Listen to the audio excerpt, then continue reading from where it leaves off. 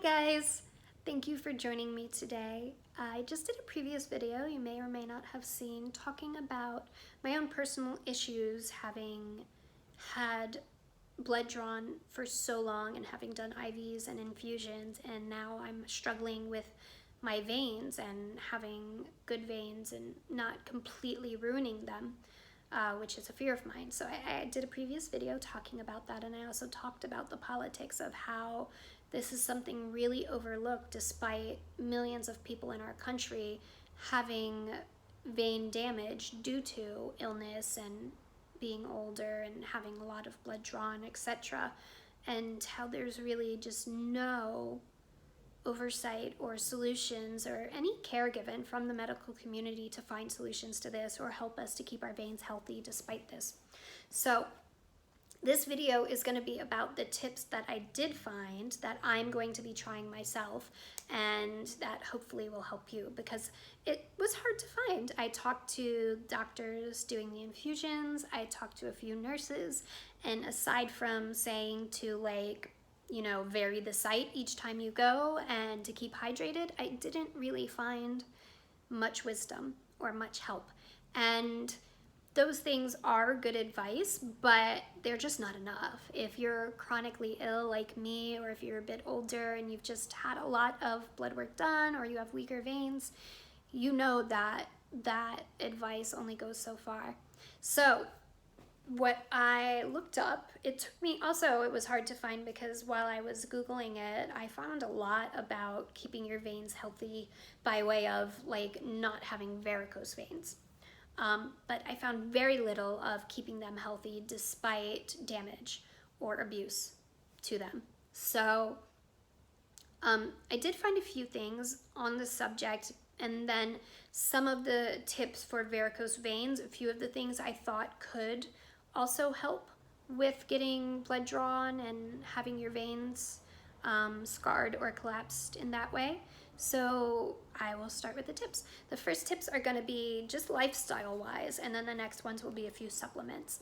So lifestyle wise, I will refer back to one that the doctors and nurses will tell you, which is to be hydrated before you go for a blood draw.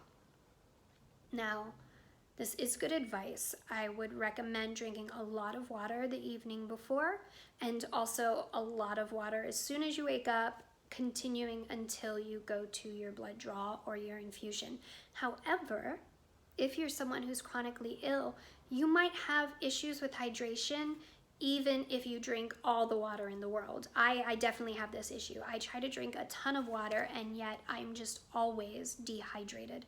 A quick tip to tell if you're dehydrated, well, you can usually tell in your skin because you'll have some skin dryness and stuff, but actually is if you stick out your tongue and you have ridges along the sides. There's something I noticed a long time ago, and my grandmother was like, oh, she has these ridges, and then I noticed I kind of have them a little bit too. I'm not going to stick out my tongue and show you, but it's almost like your teeth prints leave indents in the side of your tongue. And I just thought maybe it was genetic or a weird thing that happened in my family, but I learned that that's actually a sign of dehydration.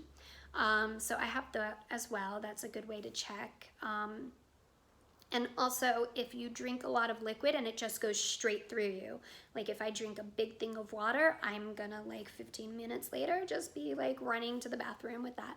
So that's another sign that you're not actually deeply hydrating, even if you're drinking a ton of water and should be hydrated.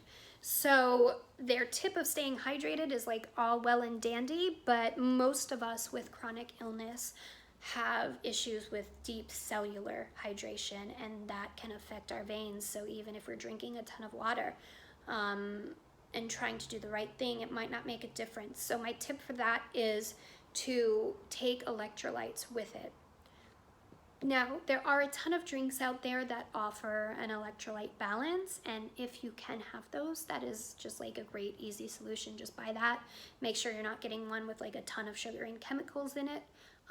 Also, I think bananas, potassium, the potassium in bananas also help with your electrolyte balance and hydration. You can also get pH balanced water, which helps a bit. But my tip would be for people like me who have developed a lot of food sensitivities. A lot of times you can't have those ready-made drinks. So what I've discovered and what I try to do is to take Himalayan pink salt with my water. You can either make Sole, that's S-O-L-E, which you can look up, is basically you get a ton of Himalayan salt and you fill a jar with it and let it just like saturate until all the salt disappears, and then you use a few spoonfuls of that in your water in the morning. Or the lazy method, which is what I sometimes do, is I just like actually order Himalayan salt tablets and just take 2 of those when I'm drinking a lot of water and trying to hydrate. Now, you might think that salt just automatically dehydrates you because that's what you've heard, but if you're doing it in small amounts and the right kind of salt, it helps your body to actually absorb it better. Then the next lifestyle tip is to exercise, and I mean this in 2 ways.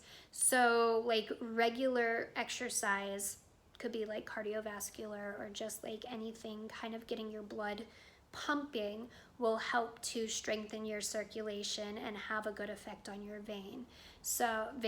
So as much as you can exercise, and in whatever way you are able to, just trying to do that steadily is going to help keep your veins healthier and functioning better.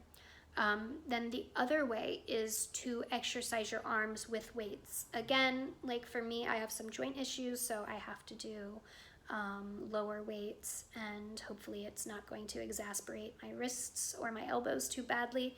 But basically, when you're building up your muscles, you're also building up your veins. And as I was researching this online, I did see a few people that were skeptical about this, but for myself, all you have to do is like think of those bodybuilders, those guys with like the really buff arms, and they always have like those crazy ropey veins, right? Those huge veins. So to me, this strategy of like building up the muscles in your arms, having a good effect on strengthening your veins and making them bigger, makes perfect sense, because you can see that example in any guy that really pumps a lot of iron. And it doesn't mean you're gonna look like that, because obviously you're not getting to that amount, but I'm definitely hoping that by strengthening my arms and using the weights, that I'm going to make my veins heartier and bigger and easier to access. So that's another tip. Then I'm gonna look at my little notepad, because I do have Lyme brain, so forgive me if I look down a little bit, but my memory is pretty much non-functional. Okay, so another tip is, now this one I don't know how applicable it is. If you're someone who doesn't mind like making a little bit of a fuss, then it might be okay for you, but I don't like to, and also I'm tired a lot of the time, so I don't have the energy for all that shiz. But basically this tip is to keep your, wherever you're going to have access, to keep it extra warm. So to put like a heating pad or like a hot, like a washcloth with hot water, or you can get those kind of stick-on heaty things, like in the winter time, you can stick that on. And do that directly before you get your vein drawn, because the heat will make your vein expand, and if your vein's larger, it's easier to access. The reason why I haven't done this yet is just because like 90% of the time when you go to these places, they just don't have the time to deal with that. They want you in and out, and they don't really care what you're trying to do for your vein health. But if you feel comfortable kind of like insisting upon this, then that's a good tip to try. Another thing is eating a good amount of protein the day of. This is going to keep the fluid in your veins. So if you're hydrating a lot, eating protein will keep the fluid in the veins longer, basically. Another tip about eating and drinking is to not smoke or drink alcohol 24 hours beforehand. As well as you don't want to drink caffeine a few hours beforehand, because all of those things will constrict the veins and make them smaller.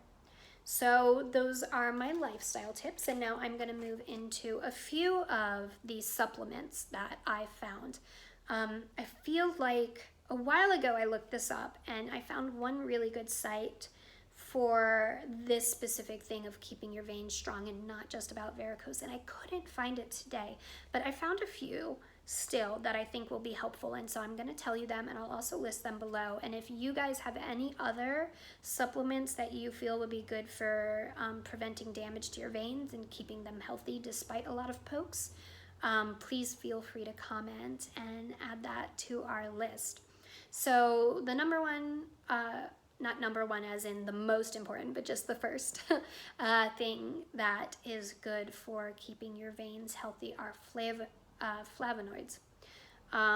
They're good for reducing inflammation, and they're also good for wound healing. Now, this was listed under varicose veins, but I feel like reducing inflammation and wound healing is going to have good benefits in helping your veins to recover and bounce back after having blood drawn. And there's a handful of different, there's a ton of different flavonoid options, obviously, that you could choose from. But I will put a few different options below just to be more specific with it. The next one that I saw most commonly was chestnut supplements, and specifically horse chestnut. This increases your vein capacity and decreases irritation. So again, I think would really help to prevent buildup of a lot of scar tissue or a collapsing vein, things like that. And then the last one is vitamin C, because it helps to increase production of collagen, and your veins and your capillaries and everything are made a lot of collagen, so that will help to keep them strong.